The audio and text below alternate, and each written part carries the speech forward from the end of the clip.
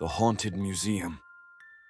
There are places in this world where the very air feels different. A subtle shift, a whisper on the breeze, hinting at something ancient and profound. This is not a place for casual curiosity. Imagine a museum, not of history, but of haunting. A gallery where every artifact holds a breath, a sigh, a scream from another time. This is the chilling concept of the Haunted Museum. It is a realm where the veil between the living and the spectral is impossibly thin. Here, the boundaries of reality fray, allowing echoes of the past to bleed into the present. You don't just observe, you become part of the tapestry. The artifacts within are not mere relics of bygone eras. They are vessels charged with lingering energies, imbued with the very essence of their former lives. Each one hums with a silent, unsettling power. This is not a place for casual browsing or fleeting glances. It is designed as a journey into the uncanny, a deliberate descent into the heart of the unknown. Every step is an invitation to confront the inexplicable. These objects hold stories, dark and unfinished. They are narratives trapped in time, waiting for an audience to truly listen. Their tales are far from concluded. They continue to unfold, even now. The atmosphere within these hallowed, haunted halls is meticulously crafted. Every shadow, every hushed echo is designed to unsettle the visitor. It is an environment that preys on the subconscious. A pervasive sense of forbidden curiosity hangs heavy in the air. You feel an irresistible pull, a dangerous urge to peer closer, to uncover what lies hidden. It is a temptation you know you should resist. Glass display cases and velvet ropes act as both barriers and insidious invitations. They separate you from the objects, yet they draw your gaze, promising revelations just beyond reach. They are a paradox.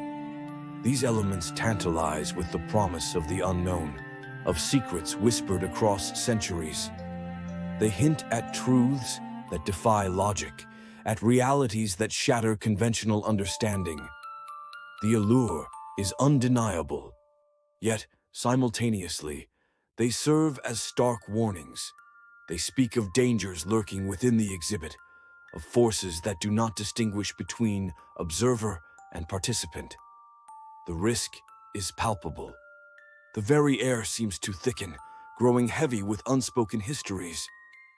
A chill that has nothing to do with temperature creeps into your bones. You are not merely a guest, you are an intruder. Every creak of the floorboards, every distant murmur seems to carry a hidden meaning. The silence itself is pregnant with anticipation, a prelude to something you cannot quite define. It is a place of profound unease. The objects themselves are the undisputed stars of this macabre show. They are the heart of the haunting, the focal points of all the lingering dread. Their presence dominates the space. They are far more than just old or unusual items, collected for their historical value. Each one possesses an intrinsic, malevolent quality. They are imbued with a palpable sense of unease. This unease is not merely psychological.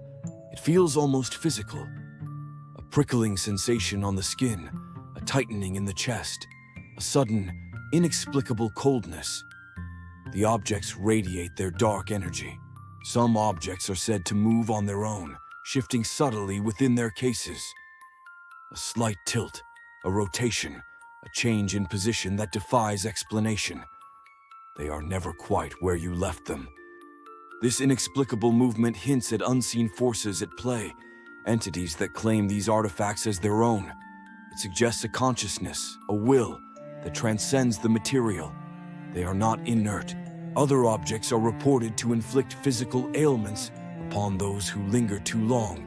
Sudden nausea, blinding headaches, inexplicable chills, or a profound sense of exhaustion. The effects are immediate. This suggests a malevolent presence reaching beyond the display cases, actively interacting with the living. It is a warning that these are not mere curiosities. but active conduits of suffering. Each artifact is a testament to a tragedy, a betrayal, or a profound loss. They are saturated with the emotions of their past owners, emotions that refuse to dissipate. They are anchors for restless spirits. The very air around them seems to shimmer, distorting the light. You might catch a fleeting glimpse of something in your peripheral vision, a shadow that isn't quite a shadow. They demand your attention. They are not just objects. They are witnesses. They have seen things, endured things, and now they carry those burdens, and sometimes they seek to share them. The curators of such a place add another profound layer of intrigue to the experience. They are not merely custodians. They are guardians of secrets, keepers of the uncanny. Their presence is unsettling. Their hushed whispers, exchanged in shadowed corners, suggest a shared knowledge of the object's true power. They speak in low tones, as if afraid of disturbing something unseen. Their words are carefully chosen. Their demeanor indicates a respect bordering on fear for the artifacts they oversee. They handle them with a reverence that speaks of profound understanding and a deep-seated apprehension. They know the risks. They move with a quiet intensity, their eyes constantly scanning the exhibits, as if expecting something to stir. There is a weariness in their gaze, a burden carried from prolonged exposure to the inexplicable. They are the gatekeepers to this realm of dread, the interpreters of its silent language, yet they seem as much prisoners of the place as its caretakers. They are bound to its dark purpose. Their knowledge is not academic, it is experiential. They have witnessed the impossible, endured the unsettling. They carry the weight of countless untold stories, of phenomena that defy all reason. They offer cryptic warnings, veiled advice, never quite explaining the full extent of the danger. Their words are riddles, designed to deepen the mystery, to heighten the sense of impending dread. They are the living embodiment of the museum's pervasive unease. Their very presence reinforces the idea that something truly extraordinary and terrifying is at play within these walls. They are the silent witnesses to the museum's ongoing narrative, the chroniclers of its spectral inhabitants. And sometimes you wonder if they are entirely human, or if they too have been touched by the uncanny. Among the countless unsettling exhibits, one stands out, a classic horror trope brought to chilling life. It is a painting, an oil portrait of a woman, known simply as the Weeping Lady. They say the painting cries at night, not metaphorically, but literally. Dark, viscous tears are seen streaking down the canvas, leaving faint, indelible trails. They appear and disappear with the dawn. The portrait seems to watch you, its eyes following your every movement across the room.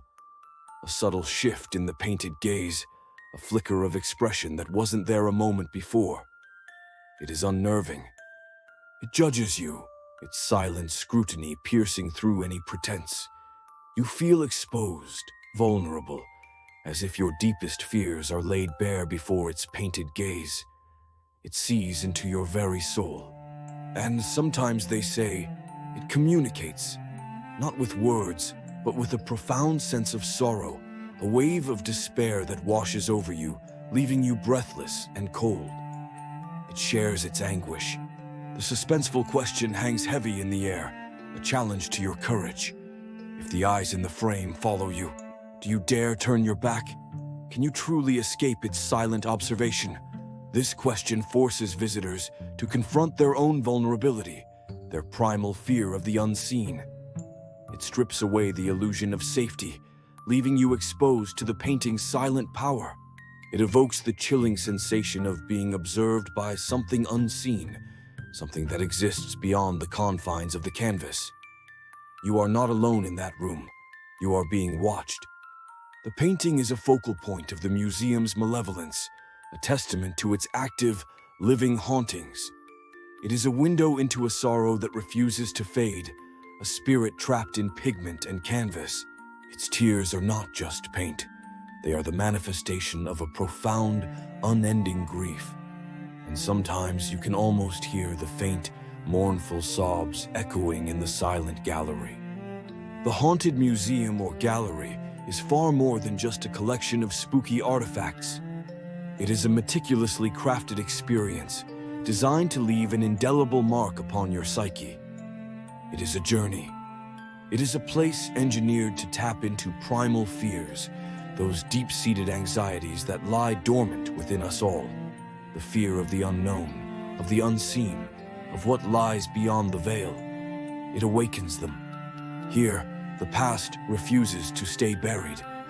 It rises, not as a historical lesson, but as a living, breathing entity. The echoes of forgotten lives demand to be heard, to be acknowledged. They persist. Within its confines, the boundaries of reality blur, becoming indistinct and permeable. What is real, and what is merely a trick of the light or a whisper from the other side? You begin to question everything. The objects themselves become the protagonists of a terrifying, ongoing narrative. Each one a character, a silent actor in a drama that continues to unfold long after its original players are gone. It dares the visitor to look, to truly see what lies beneath the surface of the mundane. It challenges you to wonder, to ponder the existence of things that defy scientific explanation. It compels you to question what truly lies behind the glass, beyond the velvet ropes, beyond the thin veneer of our perceived reality. What forces are truly at play in this world? This museum is a crucible for the soul, a test of your courage and your sanity. It is a place where the impossible becomes tangible, where the spectral becomes undeniably real. You leave not just with memories, but with a lingering sense of unease, a subtle shift in your perception of the world. The museum stays with you, its whispers echoing long after you've departed. It is a testament to the enduring power of the unknown, a chilling reminder that some stories never truly end, and sometimes they are just waiting for you to become a part of them.